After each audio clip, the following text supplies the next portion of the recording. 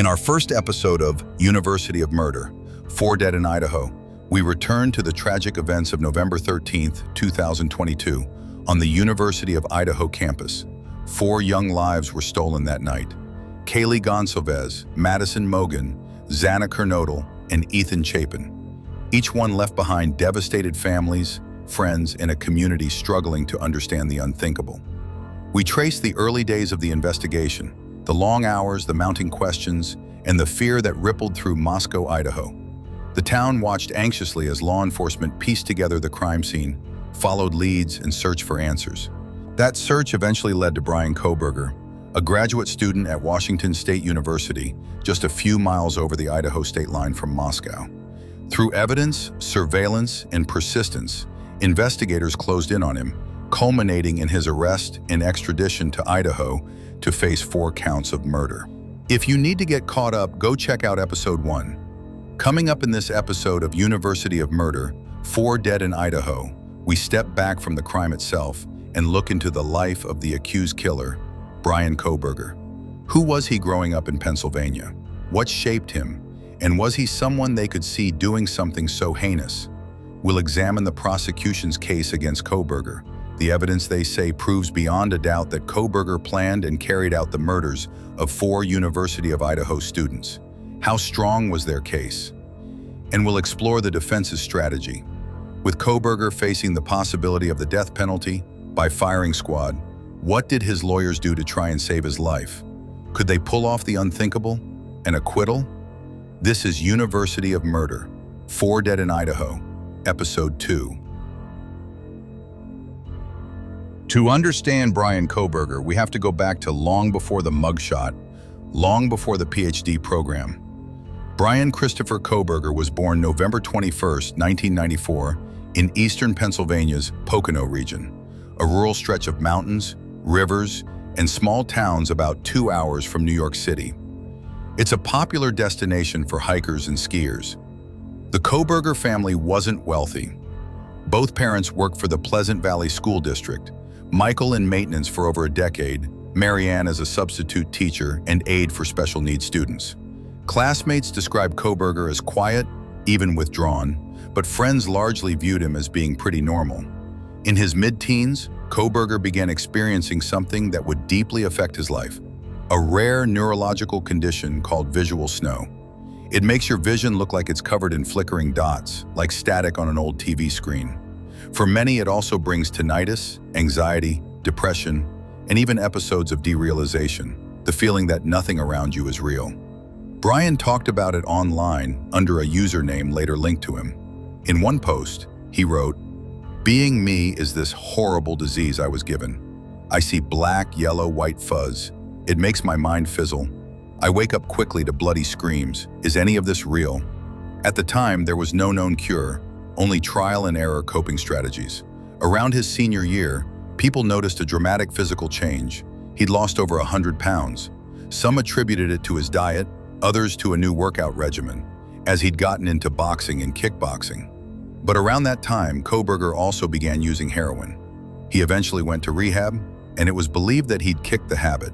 Those who saw him during that period describe a shift in personality, more volatile, more controlling. Close friends and family describe some pretty insufferable interactions with Kohberger around this time. By the time Kohberger graduated Pleasant Valley High School in 2013, some friendships had already fractured. And yet, for others, the memories were still of a kid who could be funny, loyal, and deeply connected, at least within his circle. After high school graduation, Kohberger appeared to be steering his life in a positive direction. He enrolled at Northampton Community College, where he earned an associate's degree in psychology in 2018. He made the dean's list, joined the Honor Society, and seemed to have found an academic groove. That same year, like his parents, he was working for the Pleasant Valley School District. His role in the school was as a security guard. In November of 2018, a fellow staff member suddenly collapsed while patrolling the halls. According to a local newspaper article, Kohberger ran to retrieve the school's defibrillator, while another guard performed CPR. Together, they kept her alive until first responders arrived. It was a moment that painted him as quick-thinking, capable, even heroic. By the fall of 2018, Kohberger transferred to DeSales University, a small Catholic school near his parents' home. He started in psychology but soon shifted to criminal justice, a field that would dominate the rest of his academic career. Professors described him as intelligent, engaged, and an excellent writer. One of his professors would later call him one of their best students ever, even recommending him to a PhD program. While at DeSales, Kohberger also posted a single track to SoundCloud. Look at this, my mind is pissed and I keep running. Why is this? When I hit it, always leave them stunning. Keep it up, act like you're all that. Here's a cookie too and a present. The song, a raw, angsty rap titled Rise Up, hinted at darker internal struggles and a restless, almost combative energy. After graduating as an undergrad with a degree in criminal justice, Kohberger progressed through to the master's program at DeSales. As part of his master's thesis research, Kohberger created a survey posted on Reddit aimed at understanding the emotions and psychological states of people who commit crimes. The questions were unsettling to some. Why did you choose that victim? What were you thinking right before the crime? How did you feel afterward? To a criminology researcher, this was standard academic work, but to online sleuths, it looked like something far more ominous. Kohberger completed his master's degree in June of 2022, graduating with a solid academic record and a clear plan for his future. That plan led him across the country to Washington State University, where he began a PhD program in criminology, just a short drive from the University of Idaho campus in Moscow. It was the start of a new chapter, but also the beginning of the events that would eventually bring him under the darkest spotlight imaginable. Fall 2022 brought Bryan Kohberger to Pullman, Washington, home to Washington State University and just a short drive from Moscow, Idaho. On paper, it was a fresh start. He'd been accepted into a PhD program in criminology, one of only a handful of new doctoral students that semester. But almost from the start, his time at WSU began to sour. Students and colleagues described him as condescending, argumentative, and at times visibly angry. One PhD student recalled how his face would flush red, fists clenched tight, over something as small as being marked down a point or two. It wasn't just his temper. Several classmates said Kohberger had trouble respecting boundaries, particularly with one female student he repeatedly asked out, despite her clear discomfort. The situation became so unsettling that others in the cohort made a point never to leave her alone with him. Over time, his classmates began documenting these behaviors. They called it the Bryan Tally, a running log of every time he interrupted female professors, skipped their classes, or arrived late. The pattern was impossible to ignore. His work as a teaching assistant only made things worse. Students described him as a harsh grader who left long, critical notes, often sounding pre-written and impersonal. One undergraduate remembered a midterm grading dispute where the entire class confronted him in what became a tense, hour-long standoff. "It was 50 of us against one of him," the student said. "No one was comfortable, not even him." Then, in mid-November, just days after the murders in Moscow, something changed. Kohberger suddenly began giving students unusually high marks and leaving little or no feedback. The shift was so abrupt that it stood out in hindsight. Meanwhile, the Bryan Tally showed another red flag. Kohberger missed class entirely on the Monday after the killings. By early December, tensions with faculty had escalated. He had a confrontation with the professor he was assigned to assist, and within days he was informed he'd be removed from his TA position. Losing that job meant losing his tuition waiver, his stipend, and his health insurance. For Kohberger, the academic fresh start he'd sought at WSU was already unraveling, and the unraveling was happening right alongside the most brutal crime the small town of Moscow had ever seen. In December of 2022, Bryan Kohberger's father boarded a flight to Washington State. His son's first semester in the PhD program had not gone as planned. By then, Bryan had been removed from his teaching assistant position, losing his stipend, his tuition waiver, and his health insurance. Whatever his father knew or didn't know, he had agreed to help Bryan drive cross-country back home to Pennsylvania for the holidays. They set off in Bryan's white Hyundai Elantra, the same make and model that just days earlier, the Moscow Police Department had asked the public for help locating, saying it had been seen near the King Road house at the time of the murders. Somewhere along Interstate 70 in Indiana, 9 minutes changed the tone of their journey. First, they were pulled over by the Hancock County Sheriff's Department for tailgating. The body cam footage is muffled, but you can make out Bryan's father telling the officer his son was a teaching assistant at Washington State University. They weren't ticketed, they got back on the road. 9 minutes later, the Indiana State Police stopped them again for tailgating. Once again, they were let go. Officials have since said these stops were routine, not part of a coordinated surveillance, and that the FBI was not actively tailing them at that moment. By late December, Kohberger and his father had arrived at the family home in Albrightsville, Pennsylvania. The house was already under watch. FBI agents and a Pennsylvania State Police surveillance team took shifts outside, tracking the comings and goings of everyone inside. On December 26, agents went through the family's trash, pulling bags from the curb and testing items for DNA. What they found would later be matched to DNA recovered from the knife sheath left at the King Road crime scene. The surveillance lasted 4 days. At 1:30 a.m. on December 30th, a special tactical team moved in. They found Bryan wearing gloves, apparently sorting trash into Ziploc bags. When they breached the door, he ran down the basement stairs toward his bedroom. Officers intercepted him and placed him under arrest. The search of the home was exhaustive. They seized multiple items they believed could be evidence, while a parallel search took place at his Pullman apartment.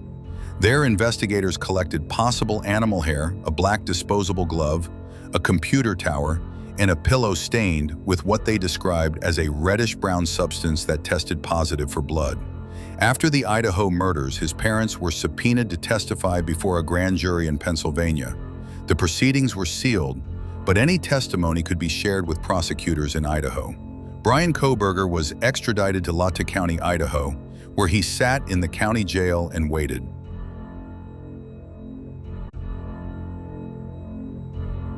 Just a little over a mile from the Lata County Jail, the King Road house, the house on the hill known so well to an entire community, is gone. The big gray reminder of the horrific events of November 13, 2022, is no longer. Soon after the murders, the former owners gave the property to the university, and a year later, the university tore the house down. It is the grim reminder of the heinous act that took place there, U of I President Scott Green said. He continued, "While we appreciate the emotional connection some family members of the victims may have to this house, it is time for its removal and to allow the collective healing of our community to continue." Where once stood the wreath on the door, the glow of neon reading good vibes, Maddie's pink cowboy boots in the window, there is nothing, just an empty patch of earth. This street, once choked with satellite trucks and camera crews, live shots in the cold night air, it's quiet now. Neighbors no longer hang signs saying, "No comment, don't park in our driveway." The house has been wiped from existence. What was once home, then evidence, then a boarded-up scar on the hill, is now only memory. Early in the case, law enforcement had assembled a substantial amount of evidence against Kohberger. The most critical early evidence was the knife sheath found at the scene that bore trace DNA matching Bryan Kohberger. Surveillance video that captured a white Hyundai Elantra, identical in make, model, and color to Kohberger's car, circling near the house the night of and the morning after the murders. Cell phone data that placed his phone in and around Moscow, as well as near the residence in the hours before and after the crime. The roommate who described seeing a masked man with an athletic build and bushy eyebrows inside the home. This was more than enough to have Kohberger arrested and charged. After Kohberger was charged with 4 counts of murder, law enforcement continued its investigation in anticipation of trial. According to the prosecution, the investigation revealed the calculated and meticulous way in which Kohberger planned and committed the murders. This evidence, which was not refuted by Kohberger in court, revealed that, in the days leading up to the murders, Kohberger researched other violent killers and obsessive behaviors, a frightening insight into his twisted state of mind and the darkness in his heart.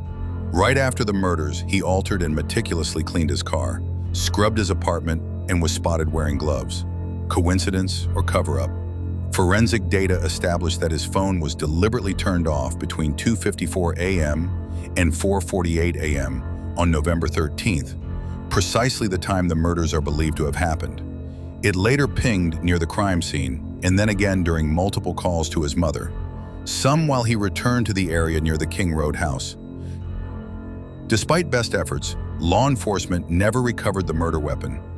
In addition, there was no evidence that would confirm sexual assault, which makes it more difficult to piece together a motive for Kohberger. The defense countered the claims made by law enforcement by boldly claiming that Bryan Kohberger was innocent. They correctly pointed out that he had no known connection to the victims and no motive. Their strategy centered on one powerful idea: take apart the DNA narrative. Court filings revealed new and compelling details. Multiple unidentified male DNA samples had been found at the King Road house. One came from a handrail, another from a glove outside, and DNA mixtures, possibly from up to 3 individuals, were discovered under one victim's fingernails. None of it matched Kohberger. Trying to create reasonable doubt, the defense asked a critical question. If other male DNA was present, why was the investigation laser-focused on Kohberger's genetic profile? To counter the knife-sheath evidence with Kohberger's DNA, the defense claimed that it could have been planted or contaminated, undermining its reliability. They also challenged the legality of how Kohberger was initially identified by law enforcement. He was named through investigative genetic genealogy, a method where trace DNA is compared against genealogy databases to find distant relatives. The defense claimed its use violated his constitutional rights. The trial judge ruled against the defense on that issue, holding that there was no reasonable expectation of privacy for DNA left at a crime scene. The evidence was deemed admissible. On another front, the defense succeeded in moving the trial out of Moscow, arguing that the town's heightened emotions made it impossible to strike an unbiased jury. In September 2024, the Idaho Supreme Court agreed and shifted the trial to Boise. These developments fundamentally reshaped the courtroom battlefield. DNA, once considered the prosecution's strongest lead, was contested. Additional unidentified genetic material introduces alternate possibilities. A venue change relocated the case to a more neutral audience, potentially tilting the dynamics of persuasion. Would Kohberger be able to poke enough holes in the prosecution's case to walk away a free man? Over 100 evidence items from the King Road home were sent to the Idaho State Crime Lab, ranging from clothing and bedding to the now infamous knife sheath. The lab meticulously extracted every bit of DNA they possibly could, from even the smallest traces. Additional testing was done by a lab in Texas. But not all DNA is created equal. Touch DNA, skin cells left behind on a surface like the sheath, can be fragile and easily transferred. It may tell us who was there, but it offers no clue about how it arrived.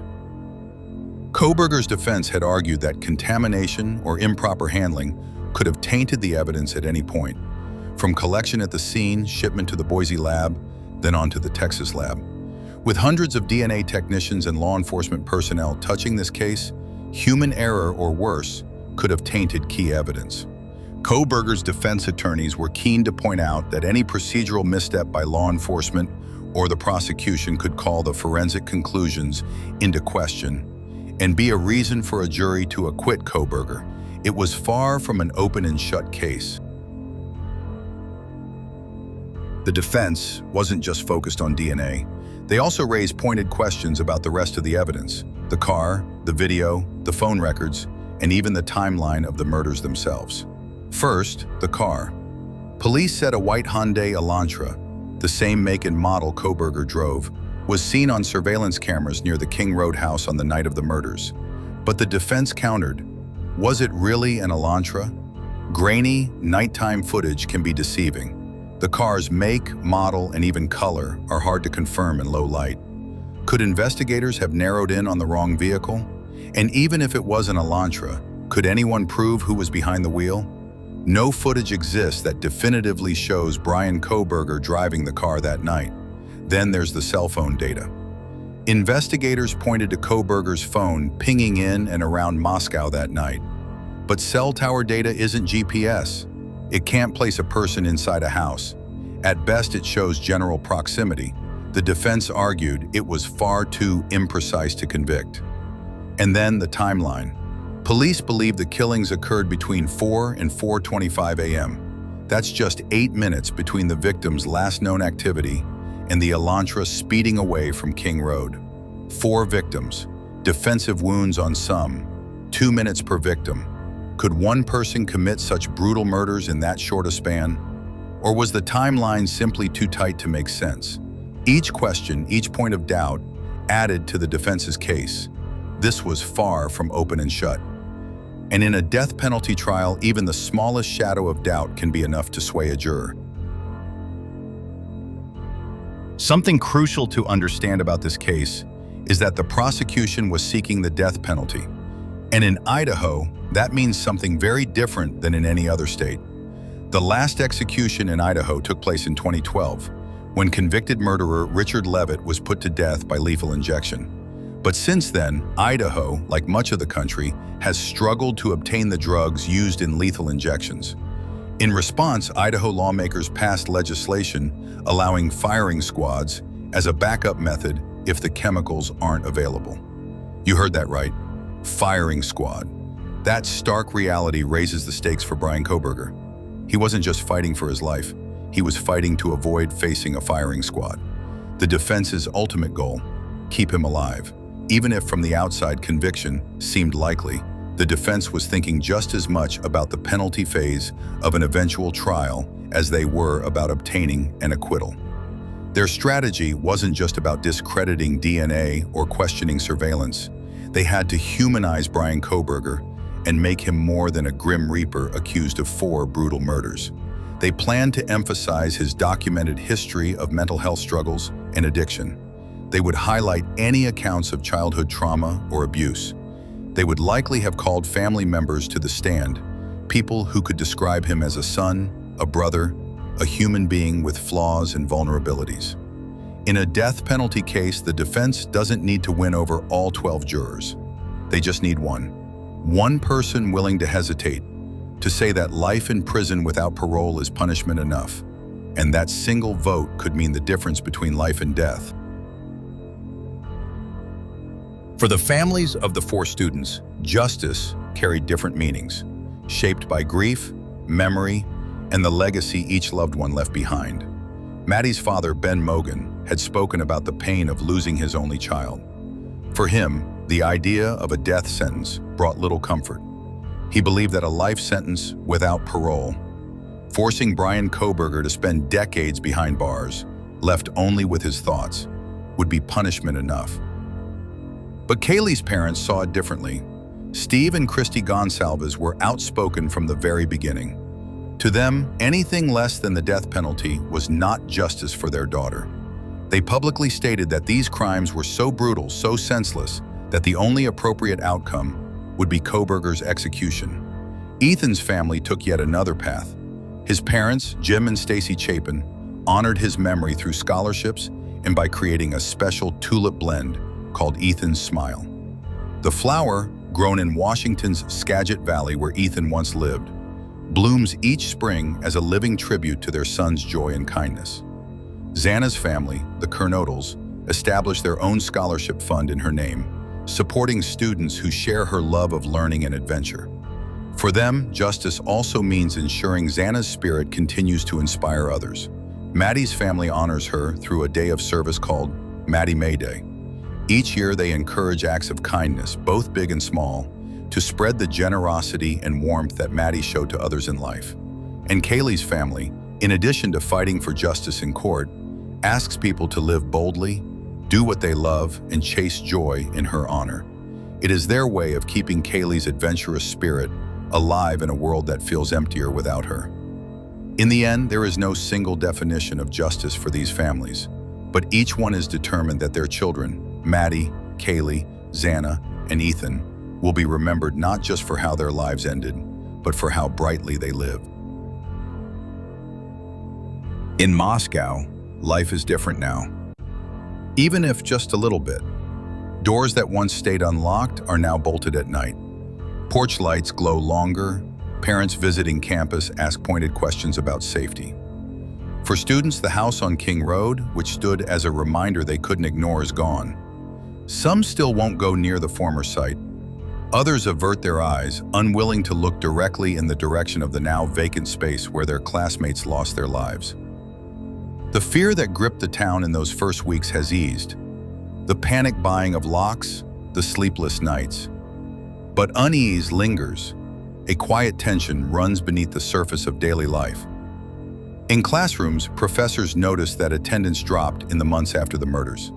Some students left Moscow altogether, transferring to other schools. Those who stayed say they feel safe, but different. The innocence of this small college town is gone. Every new development in the case puts a little salt into the wound that has yet to heal for this community. The University of Idaho rallies under the banner, "Vandals Strong."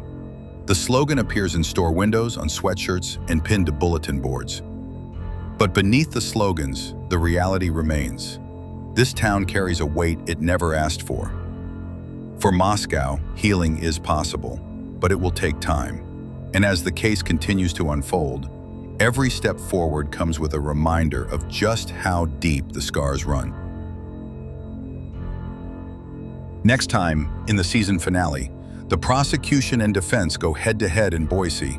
Bryan Kohberger's plea takes a stunning turn, and the families, their voices, their grief, their strength, in powerful victim impact statements you will not want to miss. If you enjoyed this episode, don't forget to hit like and subscribe to see the conclusion of this season. As we reach the stunning conclusion of the story of the Idaho Four, we discuss the dramatic turn of events that led to Kohberger pleading guilty in a Boise courtroom. And you definitely won't want to miss the powerful victim impact statements made by the families of the victims, including the absolutely stunning takedown of Kohberger by Kaylee Goncalves' sister, Olivia. University of Murder is all about crime on campus. If there is a college killing you'd like us to explore, let us know in the comments. We look forward to seeing you again for the season finale of our first season of University of Murder.